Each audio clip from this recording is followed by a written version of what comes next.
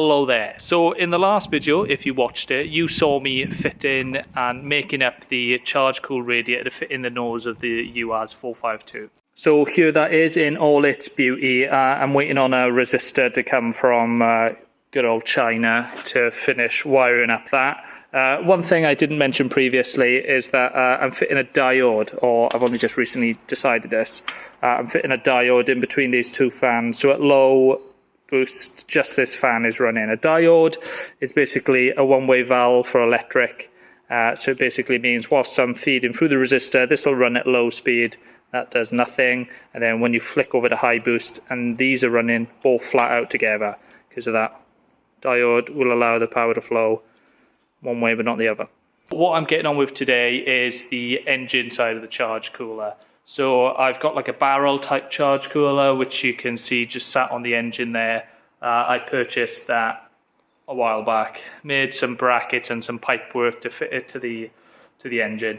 What I need to do now is make the hose tails, which allow the coolant to flow from that radiator on the workbench to the charge cooler barrel. This is the way I've got it set up. Out of the turbo, straight into the charge cooler. Charge cooler bolts using some existing cam cover holes, then a pipe round the back into the inlet manifold. It might not look like it now with these panels removed, but packaging is tight on this van. So basically the engine cover sits down the side there. I've got a gear linkage which runs there. But mindful that I needed to keep it as low as possible, it's basically ended up being mounted at a slight angle. The pipe at the back, I needed to clear the coil pack and mainly the coil pack plug. Otherwise, the charge cooler would have to come off every time the coil pack came out to do spark plugs or whatever. And I just don't want to. I don't want to do that. I want to make this easy to work on. So what I've done is it's basically tilted ever so slightly. Now I want the filler to be mounted to this. It's a high point, and I don't want to add another reservoir in it, because the reservoir would have to be higher than this, and you basically haven't got anywhere than inside the vehicle, which I do not want to do. So I'm going to have to mount my filler point to the highest point, but that's very close to where the engine cover sits. It basically hinges up this way, and it's going to be a pain to get at. So what I'm going to do is basically make like a bit of a reservoir that sort of comes off diagonal, and then I've got a filler cap that's going to get attached to it. So it's going to be filled at the highest point, but the filler neck is going to be easier to get at. So my plan is to use this as my filler cap and use the plasma table to make up a nice reservoir.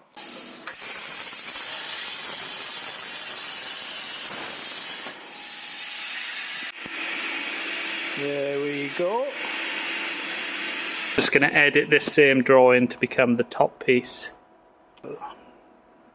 Ditch that and draw off this center a 42mm hole. Export that. There's the bottom, and that is the top. Last piece.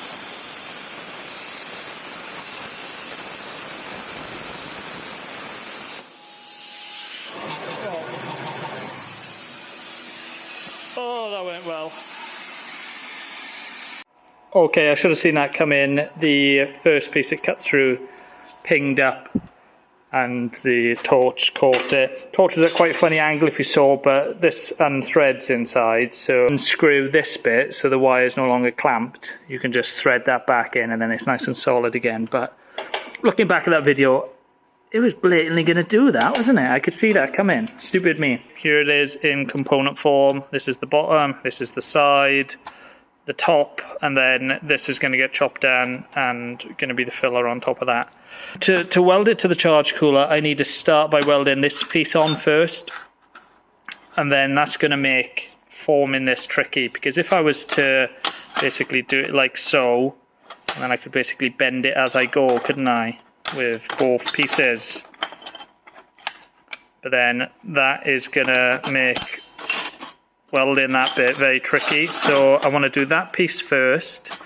So what I'm thinking of doing is using sockets of about the right diameter and this thing, try and form this piece so it can just be dropped on and welded on that way.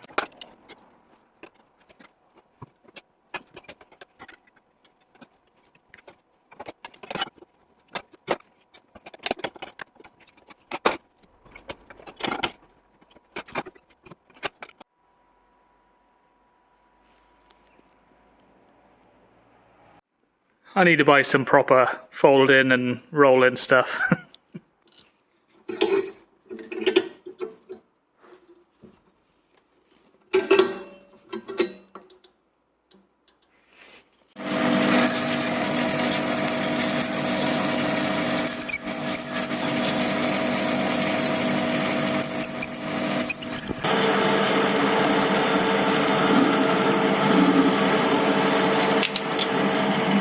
Been a bit of progress without me filming. I apologise, but I've just been getting on with it.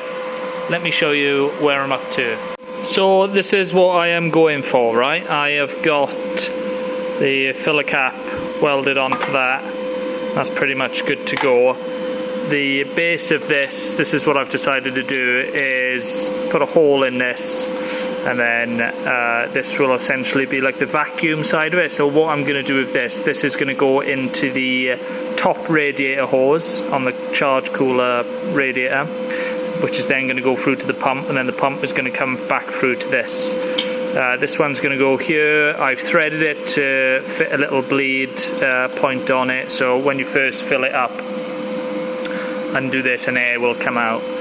I think this is the best way to do things. This is about 250 millilitres, so rather than just putting a filler cap on that with this little pipe coming off it and a very small head of fluid, I've now got 1/4 of a litre which will sit above the fill point. So this is what I'm going for, nice and compact. Now to just badly glue it all together.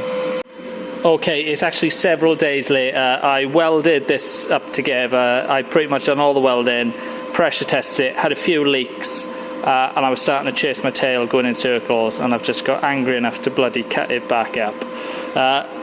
Disclaimer, I've said it plenty of times before, I am not a very good TIG welder, or MIG welder, or anything really, but I can run some straight beads on a test piece. That's easy enough, even though no doubt the internet will critique them. But the issue I did have was that I essentially had a leak in this little nook where my thumb is pointing, and I just couldn't get a decent weld. There's too tight a gap to get the torch in there, and it was just picking up some sort of corrosion. Maybe I was just dipping the electrode too much. It was just a nightmare, and I was chasing my tail to try and fix that leak. So I've just bloody given up and cut the bastard apart. What I think I'm probably going to go for is weld this on here, and then make a T-piece and add it into the suction side of this pump. So in this hose here, run it up, and then put a reservoir under the dash somewhere. Another change of plan, I'm not going to make a reservoir which goes under the dash, because it would have to be so high to sit above the charge cooler that I'd have to basically drill a hole through the dash to do the filler, and I'm not doing that. So this is what I'm going for.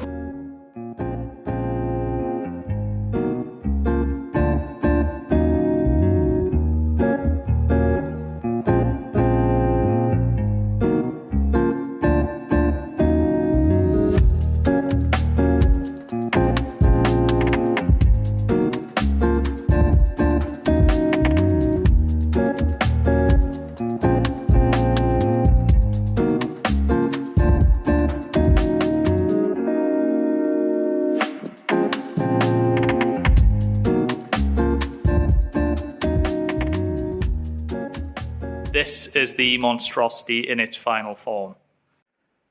So yeah, this took way longer than I wanted it to, and it looks way worse than I wanted it to, but you know, it's pretty much the story of all my projects. I knew I was not going to be able to get a TIG torch in there, so that's why I decided to put the base plate on first and then weld it and then do the rest. But when it was all up and together, I really struggled to get the TIG torch in that gap. And I spent far too long trying to fix leaks, which just wasn't happening. So cut it off, and this is what I've ended up with now. I've moved the whole reservoir forward slightly, put it on a little bit of a bracket. It's height-wise, I think it's about the same, or if not higher than I had it previously. Got a little bit of 8mm hose feeding into this.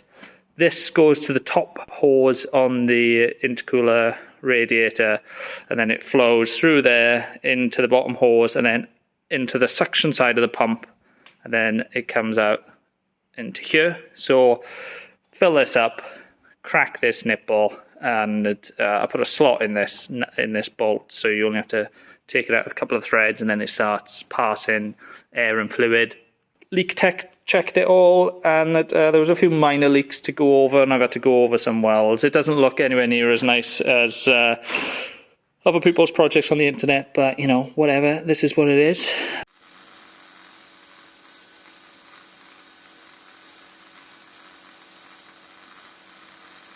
Now that that's out the way, I can do the wiring for this. So I've just re-terminaled the plug for the pump, and then I've just drawn out what is going to happen with all the wiring. I think I've talked about that previously, but anyway, I'll show you as I go along. So I've got a resistor to add. I've just drilled some holes in this plate. So the resistor generates a lot of heat. I think I found the spec sheet for it. This can go up to like 150 degrees without issue. When I tested it, it was running at 80 degrees. It was really hot, but I'm going to put it in the airflow. Keep it cool. I can get some spade connectors on the end of these, so that's how I'm going to connect to the resistor. And then I've drilled holes for the some rivets, and I'm going to add some washers underneath so it stands off the plate slightly for even more airflow and cooling. That'll do nicely. Okay, I've just got my little assistant holding the wires in place. Get some flux on it. We got some heat shrink. Let's do some soldering.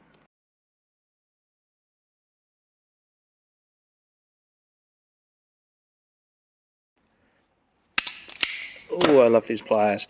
Just going to add ring terminals to create the earth for the fans. I'm going to do them separate for each fan, and then probably go to the bolt holes. The reason the blue is the earth and the black is the power in this case is that originally this would have been like a pull fan, right? By pull fan, I mean you'd have had the fan mounted behind the radiator and it would pull air through the radiator. The alternative is a push fan, where the fan is ahead of the radiator and is pushing air through. They're both the same fan, but with the, well, I'll explain. So you can just flip the polarity on the motor and then you can get the motor to push air, right? So that's what's happening here. But if you are doing that, don't forget that the blades have like a curve to them, which means that whichever way you have this fan mounted, it'll blow the same way, right? If the motor's always spinning that way. But the blades are more efficient when they're curved in the direction you want the air flow in. So this is a push blade. This is the way I need the blades facing. So remember that. You can't just flip the polarity. You need to undo the bolt, turn this fan round. Let me just add, you can just flip the polarity and the fan will blow in the opposite direction. But you need to change the blades to be the correct orientation so the curve is on the correct way for the air to flow efficiently. I'm a big fan of these type of connections, crimp connections, which have heat shrink already on them. No doubt people on the internet are going to say, they're terrible, you shouldn't do that. Yeah. Thanks, bro. I've had a set of Maplin crimping pliers for years, right? And I didn't have the correct jaws to do that type of connection. I only had the jaws for spade connections. And I was looking online, and you can buy new jaws because they're all interchangeable on these type of pliers. Set of jaws like £8, right? And I was thinking, well, I don't particularly just want to buy one set of jaws. So I found this, right, which looks the exact same type of pliers. They're equally as well made, but it came with 4 sets of jaws, and these were £15. Bloody China, I don't know how you do it. Just having a bit of a mental block at the minute, trying to work out how to get this fan from the other side of the resistor connected to the power of this fan, which is going to be fed when you're on high boost, without permanently tying them together, so not soldering them together, and without having it look crap and having about 4 or 5 different connections. Yeah, I'll work it out. After mulling it over for a bit, I've managed to tie them both together permanently so they're soldered and use multiple connectors so it looks crap. So yeah, result. Okay, this is what I've gone for. So this is the connection which is going to go to the resistor for this fan. So this fan will run at low speed on low boost. And then I've got a diode wired in the correct way. There's a line on it and it shows which way current is allowed to flow. So basically this will not backfeed to this wire once this is fed. However, once this wire is live, it will feed the fan, right? And then this wire, I'm going to slide some heat shield on it, cover it all up. This wire is then going to go to this fan, and that's going to get connected to the wiring in the nose of the vehicle. Okay, it stopped looking pretty a while ago, but it is what it is. The resistor side, low speed fan, diode in there, 2 power wires are linked together, spare terminal on this one, which is going to get connected to the vehicle. That's what this is here. So if we have a look what's on the van, we've got the feed for the pump. Spurred off that, we've got the low speed into the resistor for the low speed fan. We've got the earth for the pump. And then this is going to be high speed for the fans, high speed for the fans. For that, I've got this spare terminal. You've probably seen enough work of mine to realise not to take advice from me. But one thing I will say is that, so this is like a shrouded spare terminal. I don't know if it's common practice, but something I always like to do is put this side on the power. So rather than doing the bare spared terminal, which is on the fans, rather than that being the power side, if that unplugs and touches the earth anywhere, the bodywork, it'll short out and it'll pop a fuse. Whereas if this comes out and touches against the vehicle, the shroud should stop it earthing out and popping a fuse. And you can just plug it back in and you're sorted, rather than having to dig around and fault find. The charge cooler radiator is in the van. It's all wired up. The hoses are run to it. The hoses run through into the engine bay. I can actually fit the charge cooler itself to the engine now, but there's the pipe, the charge pipe, which runs from the charge cooler to the throttle body. I need to add a pipe for the dump valve and a bung for the inlet air temp sensor. You could probably buy these, but where's the fun in that? So I'm quickly going to knock one up on the lathe now.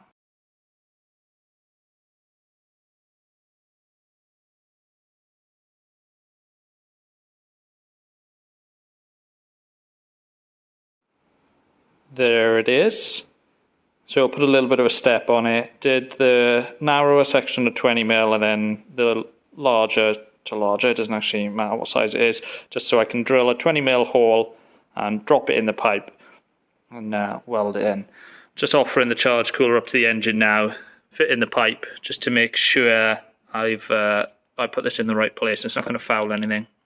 As these projects have a habit of doing, I can't do something until I've done something else, which then means I can't do that until I've done something else. In this case, it is the pipe along the back of the engine, hooks up to the throttle body. The throttle body, in a previous video way back when, I had to turn it down the lathe to make it fit inside the bay because it was tight to the back of the engine bay. That's basically meant the throttle linkage arm on it could no longer work. I've got to make my own, and that's where I am at the minute. So this is a standard throttle body, and this is one I've cut down.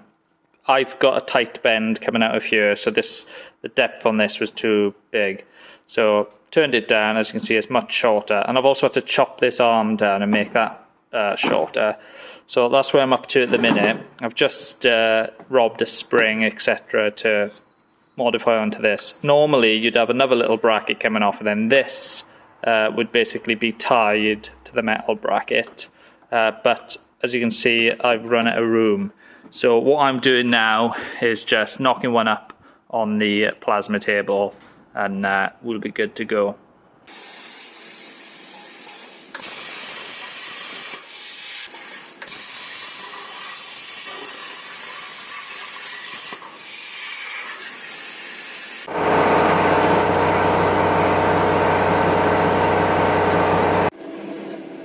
Yeah, you bet I cut that out on this machine. New level of laziness. It's amazing. Here it is in component form, 2 side plates, a little bit of a runner inside, and some washers welded together to act as a spacer. So I just wanted to tell you, I've had some fresh window stickers made. So previously I had the Comma, the UAZ and the Saab 900, but now I've got the Saab 9000, Sabitar and the Pub Crawler, all available for you guys to buy. If you're interested, find me under Live My Boost Life on Facebook or Instagram and shoot me a message. Honestly, the support really does go a long way. Thank you very much. There we have it, another £3 part built badly with lots of expensive gear. Bit of paint on it.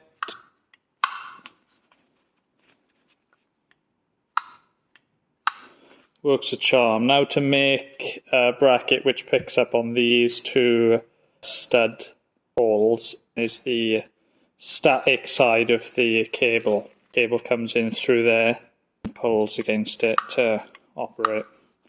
And for that, back to the plasma table. Okay, this is what I've come up with for the throttle cable holder. Originally I was putting like right angles in it, which, you know, I'd fold flaps over each side to add a bit of rigidity to it.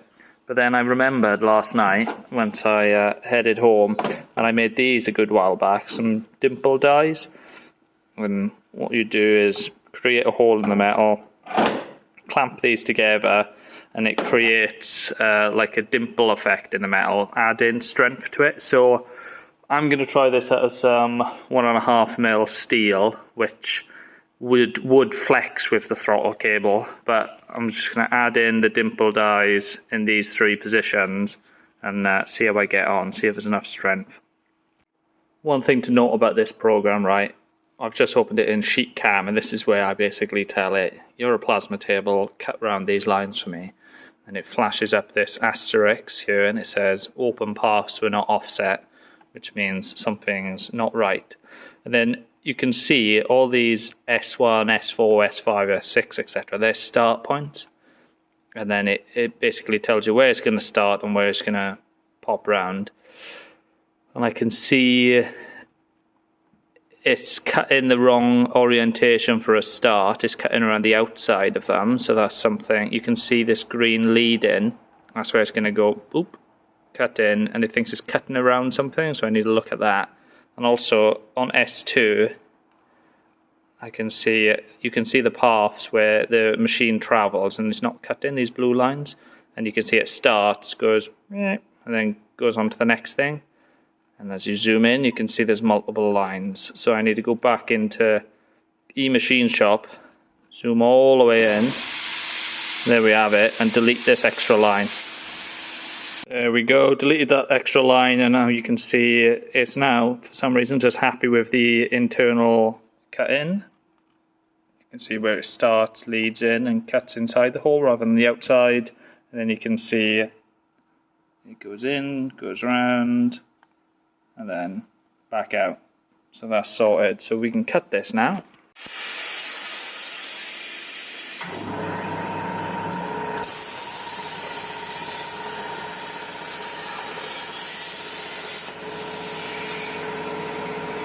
Give this a try.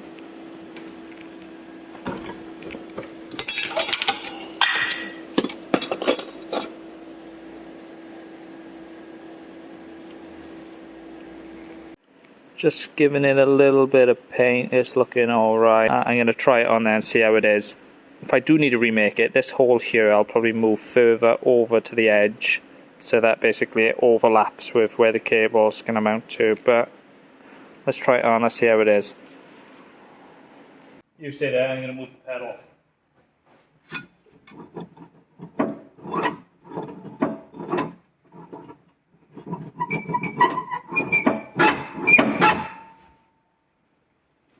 Happy with that. Small amount of movement in the plate, but that's not an issue. It needs a little bit of adjustment on at the pedal end to get it to go into full throttle. But happy with that. The throttle body is in position, and now this allows me to carry on with fitting the charge cooler. Something I've found recently, right, for giving very good cuts on stuff like this is the lathe. Get something about the same diameter as the pipe, attach the pipe to it, lathe's all turned off out of gear, and basically just allows you to rotate it whilst holding the scalpel steady. Quite good results. There's literally nothing a lathe can't do. Nothing. Nothing a lathe can't do. Nothing a lathe can do. Nothing I can't do with a lathe. It sounded like I was trying to big myself up there. No, there is nothing I won't try on the lathe. That's it. That's it.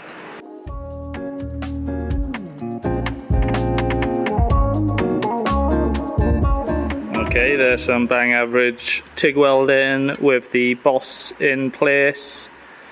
Now I'm just gonna add this dump valve tube for the dump valve.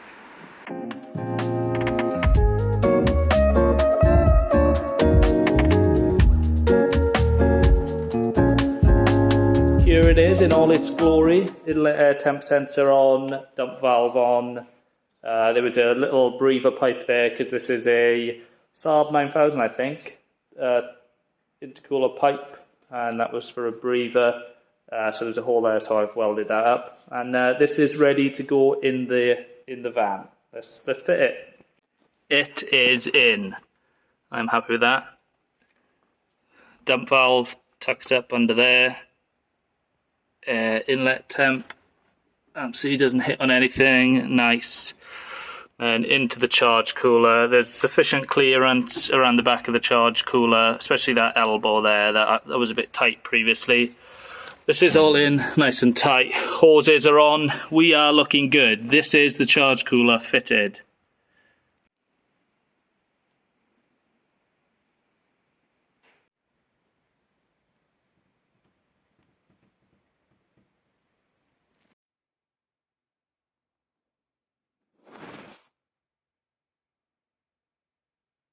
And I know you're all wondering, but yes, it does fit under the engine cover. Happy with that. Charge cooler's on, making some serious progress with this now.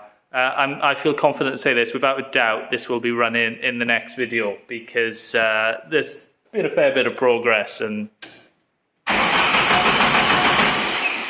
that alone is progress, being able to turn over on the key. We are getting there. Catch you in the next one where if it's on this will be running. Thanks for watching. Bye.